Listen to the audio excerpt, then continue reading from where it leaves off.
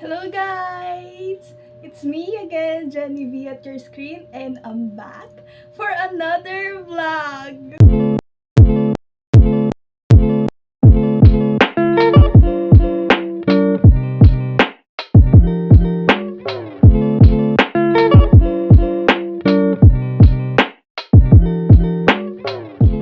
Been a while since I posted another vlog kasi naging sobrang busy ako sa mga bagay-bagay right after ng graduation ko. Naging busy ako sa soul searching, pagpapahinga kasi since nung nag-college is sobrang grabe kong bugbugan sa pag-aaral. So sabi ko, after ng graduation, nagpahinga muna ako and yun, in-enjoy ko muna yung mga times na wala akong work. And currently, I'm working na.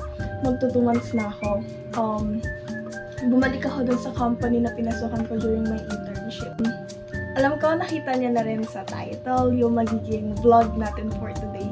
Actually, matagal ko na siyang pinaplan na mag-vlog ulit. Kasi nga, sabi ko, sobrang ang tagal eh. Kasi yung last vlog ko is after pa ng graduation, which is June. Tapos, sabi ko, is medyo ang tagal na talaga, ilang buwan na. So, sabi ko, ilabas ko siyang pinlano na magsisat ako ng day kung kailan ako mag-vlog. And nga, for today's video, we're going to do a bag grade. Ayan. Bag grade siya ng, yung ginagamit kong bag. Pero kasi mostly, dalawa kasi ginagamit kong bag. Kasi mas madalas na iniiwan ko yung laptop ko, yung company laptop namin, sa office. Kasi may mga sarili na mga main drawer. Tapos doon na lang namin iniiwan. Tapos nasa amin naman yung mga susi. This Monday kasi, para may orientation or training or something na pupuntahan namin mga new hire. Since new hire ako, I'm counted as new hire. Proby, ganun. So, yon kailangan ko pumunta ng Carmona sa Monday. So, kailangan ko dalhin yung laptop ko. Kaya yung dala-dala ko is yung laptop bag ko. And yun yung iba bag grade natin. Kasi mostly pag ganun, pag dala-dala ko yung laptop ko pa uwi, is tamad na akong maghiwalay pa ng bag. So, lahat ng gamit ko is nilalagay ko lang doon.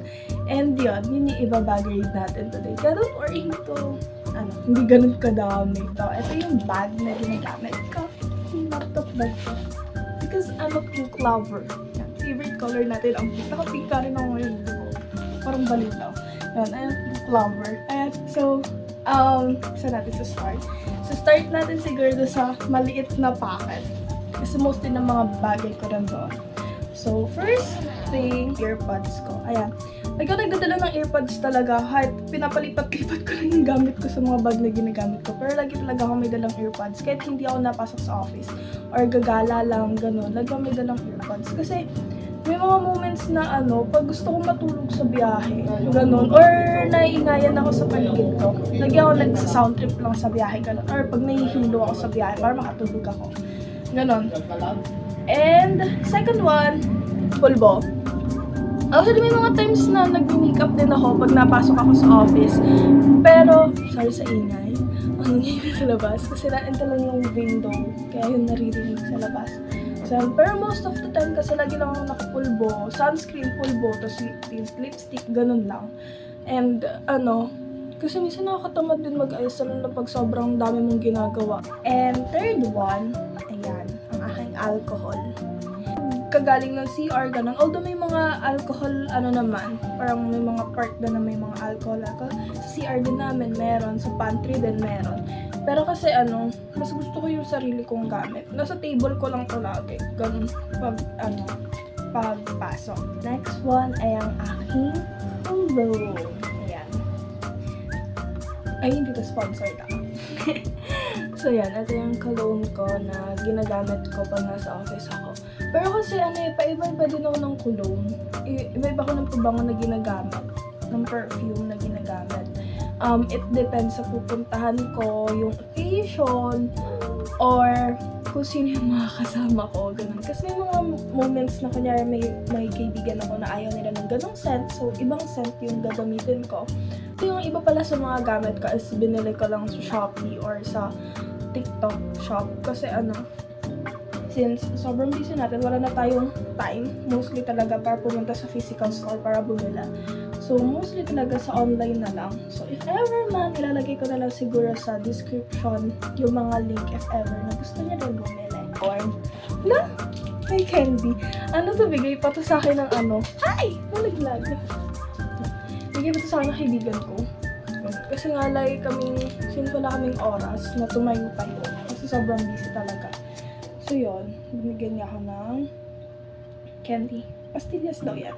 So, yan. Next naman ay lip tint. Lagi din ako nagdadala niyan. Kaya, syempre, after kumain, retouch. Tapos, yun na. Work ulit.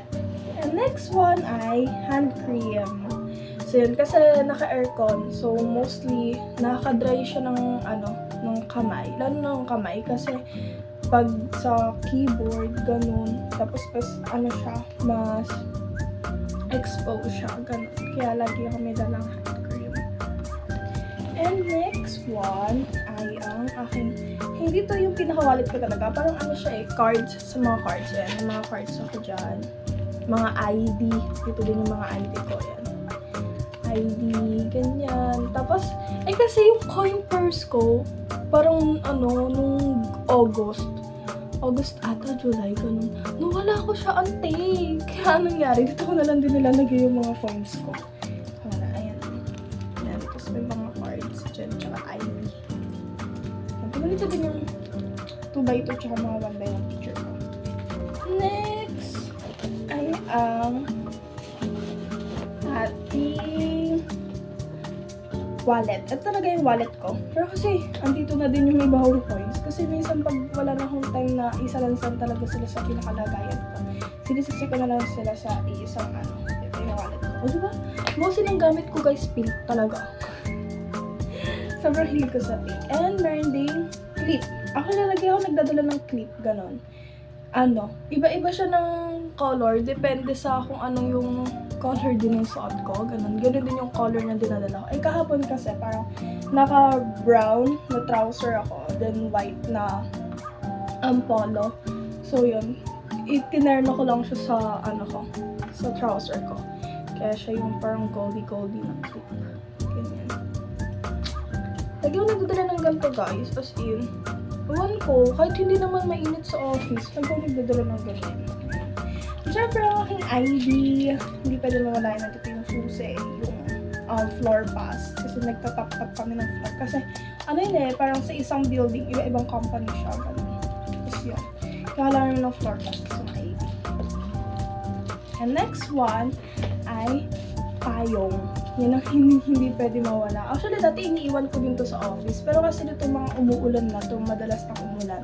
Like ko na rin siya dinadala for emergency purposes. Ganun. Kasi minsan, pagbaba ko, kasi may shuttle kami guys. So, from here sa Trece to Alabang, then Alabang to Trece, ganun. Minsan kasi may mga moments na parang pag-uwi, ganun. Pagkagaling sa Alabang, hindi siya naulan. Pero pag-uwi dito sa Trece, pagbaba ko ng shuttle, ang lakas naman ng ulan, ante. So, yun. Kailangan maging prepared. And next ay ang ballpen. Pero company ballpen pa to. Ano pa to? Intern pa ako nito guys. Parang pa-welcome gift. Ganun. Sa item na to na binibigay pag pumasok. Ganun. And syempre, andito yung sa laptop. Yung mouse. Yun. And yung laptop. Hindi ko na siya alisin guys. Kasi ang hirap na isa-lansan. Ito pa yung parang yung property something. Property can member na paper na galing dito sa company. Then, ang aking notebook. Dito pwede mawala. Kasi mostly ng notes ko ay nandito. Yan. Mostly ng notes ko nandito. Actually, nandito pa nga yung mga notes ko nung intern ako. Kasi ito lang yung notebook na ginagamit ko nung intern ako. Actually, binigay ito nung intern ako. Nung pinaka-first day ng internship ko. So, yan guys. That's all for today's video. I know na sobrang short niyang video. Pero yun, just a light catch up with you guys. Tsaka para parang konting update lang sa mga nangyari sa akin, tsaka sa mga nangyayari sa akin since sobrang tagal kong hindi nagparamdam sa inyo. And like what I've said before, try natin talaga na kahit man lang every month makapag-post tayo ng vlog kahit sobrang busy. And yun, kita-kita tayo sa next vlog ko guys. If may gusto pa kayong mapanood, may gusto pa kayong gawin natin, or may mga request kayong videos, puntahan. Yan. Kasi minsan iniisip ko din na maggala-gala din, isasama ko kayo sa mga gala ko. Yun. Mag-comment lang kayo sa comment section. Then, itatry natin gawin, or itatry natin puntahan. So yun, kita tayo sa next video, guys. Bye-bye. I love you all!